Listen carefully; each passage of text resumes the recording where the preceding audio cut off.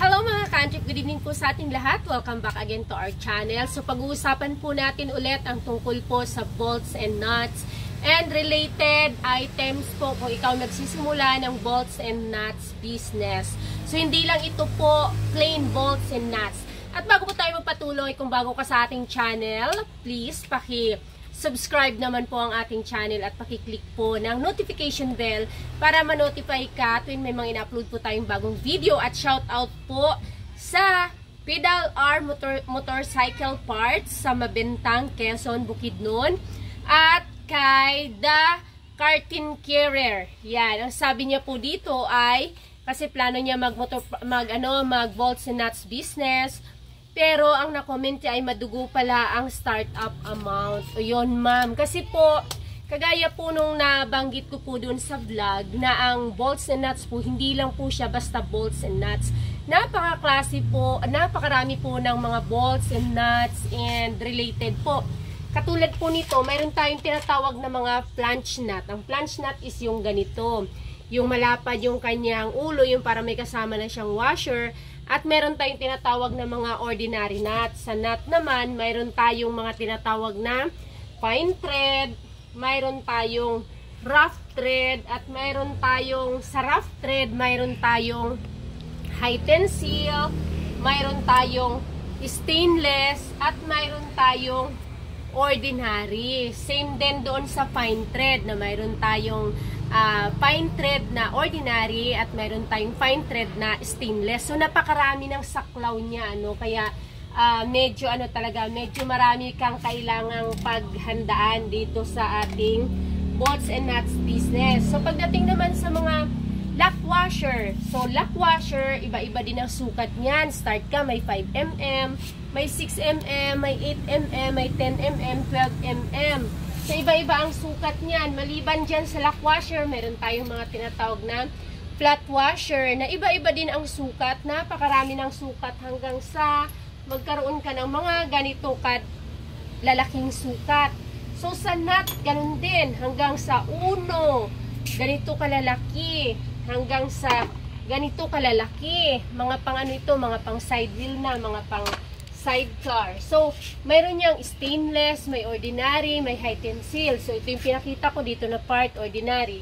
Dito, high tensile. Tapos, meron tayong mga stainless. Yan, may mga stainless pa yan. Wala na nga akong ganito kalalaki ng mga stainless kasi medyo mahal na rin talaga. So, and then, maliban dyan, meron tayong mga tinatawag na meron tayong mga tinatawag na mga copper washer. Yung mga ganito. Meron tayong tinatawag na mga rubber washer. Kasi hindi lang po siya basta kapag ganitong business ka na, hindi lang siya basta mga bolts and nuts. Yan yung mga rubber washer na yan, ganyan. And then dyan, pagdating dyan, meron tayong mga GI, meron tayong mga WS or yung mga wood screw. Meron din naman tayong mga metal screw. Ito kailangan kumpleto ka ng sukat. Yung ganito yung ulo niya. Ganito siya. Screw. Yan, hanggang ganito kaliliit. Hanggang sa mahaba, malaki. Iba-iba po ang sukat niyan. Ayan siya. So, maliban sa ganito ang ulo, meron tayo yung mga GI. Yung mga ganito yung ulo niya. Mga ganito yung ulo. Yan. Mga GI screw. So, diba, magkaiba sila ng mga ulo. Dapat kompleto ka ng mga ganyan. Tapos, meron din tayong mga tinatawag na mga body bolt. Iba-iba din ang sukat nito. Iba-iba din ang haba. May fine thread na mga body bolts and nuts. Yung mga ganito. Yan. Tapos, meron ding rough thread. Ayun, fine thread. So, napakaraming klase. And then, pagdating dito sa mga ordinary screw bolt, ayan, yung mga ganito. Iba-ibang sukat din yan siya.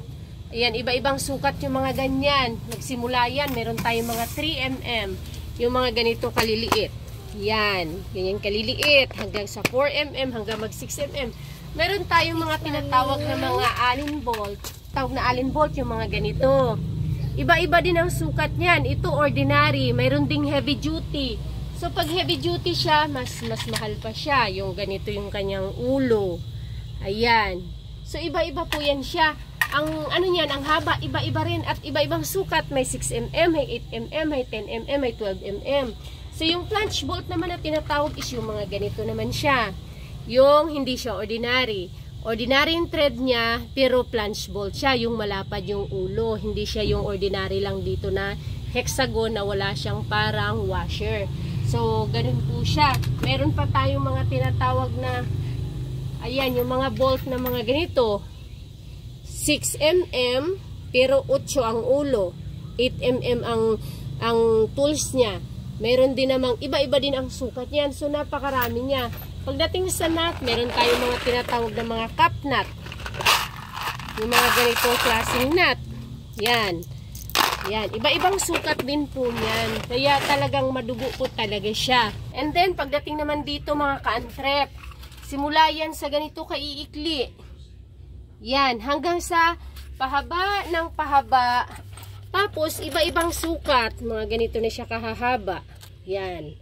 Tapos, yan yung mga ordinary. Meron tayong stainless niyan. Meron tayong high tensile niyan. Meron tayong mga stainless niyan. So, hanggang sa mga malalaki. Yung mga ganito. Kasi yan, mga pang sidecar. Mga malalaking kailangan yan. Mga jeep. Yan, mga 3 wheels. Basta't mga malalaki. So, dapat kompleto kanyan. Meron tayo dito, mga stainless. Yan, mga stainless yan siya. So, medyo mahal yung mga stainless na yan. Tapos, meron tayong mga high tensile. Iba-ibang sukat niyan. Ayan, mga pag may nakalagay high tensile, yan, mga high tensile yan siya. May nakalagay high tensile, yan, mga high tensile yan siya. Meron tayong mga truss bolt, yung mga ganyan. Yan, mga stainless. So, iba-iba din ang sukat niyan. 6x12, 6x15, 6x20, 6x25. Iba-ibang klase din yan. May stainless ganyan, may high tensile. Kaya, medyo, yan. Mga ganyang klase mga bolt, mga ka-antrep. Kasi, mabenta ito siya kasi mga pang body bolt ito siya. Tapos, and then, maliban pa dyan mga ka-antrep, meron pa tayong mga tinatawag na mga disc bolt. Sa disc bolt, meron tayong tinatawag na half thread at meron tayong tinatawag na full thread. So, ito yon. Iba-iba din ang sukat niyan mga ka-antrep. Yan, ito yung mga disc bolt natin. Yan mga ka-antrep, syempre, pag may mga bolts and nuts ka, dapat meron kang mga U-bolt. Yung mga ganito. Kasi mga pang tricycle ito siya, mga pang top down, ganyan. Meron tayong tinatawag na mga caliper bolt. Sa caliper bolt, iba-iba din ang sukat nito. May mahaba, may mas mahaba dito, may mas maikli, may maikli. Ganyan siya, mga caliper bolt. Meron tayong tinatawag na fork bolt. Yung mga ganito, ito medyo mga mahal yan siya. Meron tayong mga tinatawag na mga brake master bolts. Yung mga ganito. Yan siya. Yan. Kaya, medyo talaga mga ka-antrep ay hindi siya basta-basta. Mga ka-antrep, dahil nga kung nasa bolts and nuts business ka, no, dapat meron ka rin mga rivets, yung mga ganitong klaseng rivets. Yan, kasi ginagamit din ito sa mga pang sidecar, sa mga dingding ng tricycle, ng top down, mga tambutso ng mga motor. So, hindi lang siya, basta't ganun lang siya. Meron pa tayong mga lug screw bolt. Marami po siyang klase mga ka-antrep. So, medyo kahit pa kunti-kuntiin mo lang yan siya, kunti-kuntiin. Ang 50,000 mo po, ikapiranggot lang. Hindi ito kukumpleto dito sa harapan. Yung 50,000. Kasi yung 26,000, mga ganito lang yan siya. Yan. Ganyan lang siya mga ka-antrep. Kaya, kung siguro may 100,000 for startup sa bolts and nuts and related items business, ay pwede na siya. Pwede ka na makapag-start. Kaya lang, kunti nga lang talaga. Tapos, aanuhin mo pa yun. Kumbaga, ang pagpa-purchase mo yun, utay-utay, kunti-kunti, para lang maging kumpleto. So, pero pwede na rin siya pang startup. Hindi siya biro. Napakaganda lang kasi mga ka-antrep ng ganito dahil hindi siya nasisira. Kahit po yan kalawangin na, mabibili pa rin yan at magagamit. Yan, mga ganyang klase. Mabibili pa rin po yan kahit mga kalawangin na yan at saka mga luma na. Yun yung kagandahan sa ganitong klaseng business. So, yun lang. Sana ay nakapagbigay ito ng linaw doon sa mga nagtatanong kung paano kaya magsimula ng bolts. Kung sa bolts and nuts lang yung mga gusto sana mag-start ng motor parts, kaya lang parang doubt or ang hirap nung kapital at mag-start lang muna sa mga bolts and nuts business or bolts and nuts center. So, yun lang. Thank you so much. Sana ay nagustuhan nyo ang ating video ngayong gabi at click naman po ng subscribe button at paki-click na rin po ng notification bell para ma-notify ka sa susunod nating mga i-upload na video. Bye!